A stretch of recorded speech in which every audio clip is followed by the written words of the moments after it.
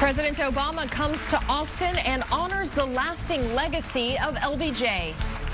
He grasped, like few others, the power of government to bring about change. We look closer at how the president's words and his visit could have a lasting impact here in Austin.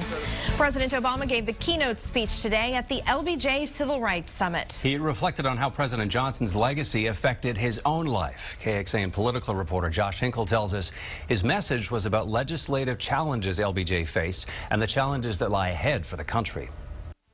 He wanted to call on senators and representatives to pass a civil rights bill.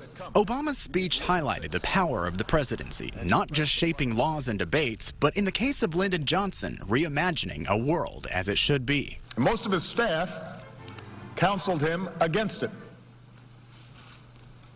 They said it was hopeless, that it would anger powerful. One particularly bold aide said he did not believe a president should spend his time and power on lost causes, however worthy they might be. For one young Texas man, the signing of the Civil Rights Bill was anything but hopeless. Mark White watched it shape his career, life, and country. Actually, in '64, I was 24, and I was in law school at the time. And I was observing what was going on. Our country was being torn apart. We'd seen a president who had been assassinated. We'd seen a new president from Texas that we were all proud of. And today, pride swelled for this president, someone White said might not be in office if it wasn't for Johnson's action and words repeated today. What the hell's the presidency for? If not to fight for causes you believe in.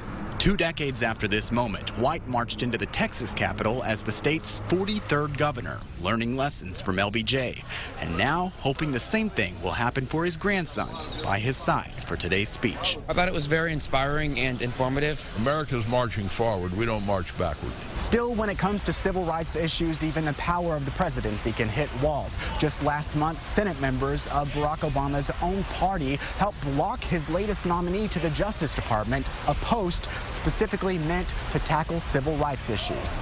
At the LBJ Library, Josh Hinkle, KXAN News. And a lucky few people had the chance to see today's speech in person. See, the auditorium holds fewer than 1,000 people. They gave away tickets by lottery, and they were gone in 19 minutes. Only half of the available seats went to students or the public. Some people who could not get those tickets lined the streets near campus to see the president's motorcade. One student told us she decided to put off studying for a test this afternoon just so she could get a glimpse of the president. My brother actually texted me and said, hey, you should go find Obama. So I got on my bike and started riding around here, and here I am waiting to maybe see his limo, and I have been for the past hour, so my parents probably would be kind of mad at me right now. Nah, that's history. That wait paid off a short time later when the motorcade rolled past the crowd at Dean Keaton and Red River. Hundreds of people packed the auditorium at the library to hear the president's speech. KXAN's Lindsey Bramson reports it was a day they had been waiting for and will never forget.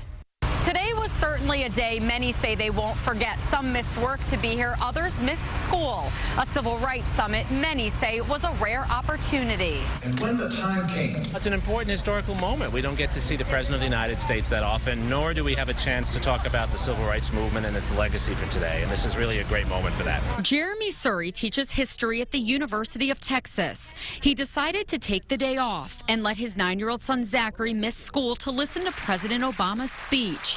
This is them inside the LBJ Library, just 15 rows back. And what could be a better political education for a young person than to see the President of the United States and have a discussion about civil rights? He may only be 9, but in Zachary's eyes, it's never too early to learn about the civil rights movement.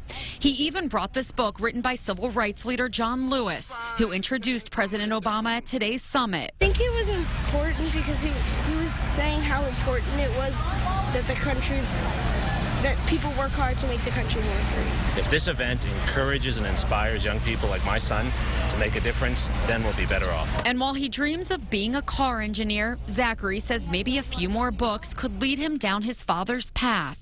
Lindsey Bramson, KXAN News.